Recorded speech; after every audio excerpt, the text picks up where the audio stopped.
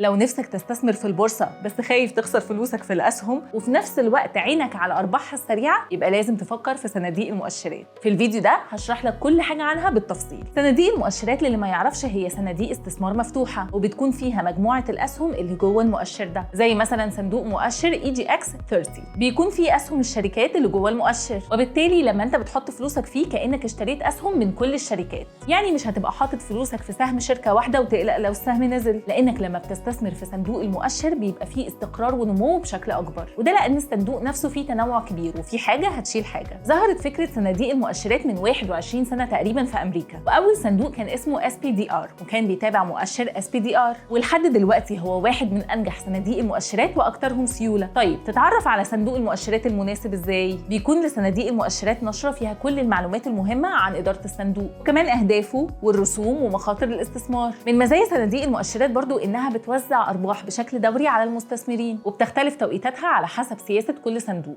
طيب إزاي تتداول عليها؟ الاستثمار في صناديق المؤشرات زيها زي أي سهم تاني في البورصة، هتقدر تتابع أداؤه وتشتريه وتبيعه من شاشات المتابعة اللحظية، وكمان عن طريق الابلكيشنز بتاعت شركات السمسرة. ممكن تعمل ده سواء بنفسك أو عن طريق التريدر اللي بتتعامل معاه. باختصار صناديق المؤشرات هي حل مناسب جدا لأي حد عايز يدخل البورصة بس خايف من المخاطرة العالية. هل معنى كده إن الصناديق دي ما فيهاش مخاطرة خالص؟ لا طبعا، أي استثمار لازم يكون فيه مخاطرة، والصناديق دي بتتأثر بأداء الأسهم المكونة ليها، وممكن تلاقي فرق ما بين أداء الصندوق وأداء المؤشر الأساسي بسبب التكاليف مثلا. ولو بتستثمر بعملة غير عملتك الأساسية ممكن تتعرض لمخاطر تقلبات سعر الصرف. في مصر هيئة الرقابة المالية نظمت عمل صناديق المؤشرات. سعر الوثيقة في الصندوق دايما بيكون قريب من قيمة الأصول المكونة ليه، بيضاف ليه صافي الأرباح غير الموزعة، وبتتحسب على أسعار إغلاق الأوراق المالية المكونة للصندوق. تستثمر بكام في صناديق المؤشرات؟ مفيش حد أدنى للاستثمار فيها، تقدر تشتري الوثيقة واحدة بواحدة زيها زي الأسهم العادية، وتقدر تحتفظ بالوثائق للفترات القصيرة أو الطويلة، وده على حسب خطتك الاستثمارية. بشكل عام ليه نستثمر في صناديق المؤشرات؟ علشان هي وسيلة مرنة بسبب تنوع الأسهم اللي جواها، تكلفتها أقل من تكلفة إدارة صناديق الاستثمار العادية، كمان بتحقق عوائد كويسة وآمنة نوعا ما عن الأسهم الفردية.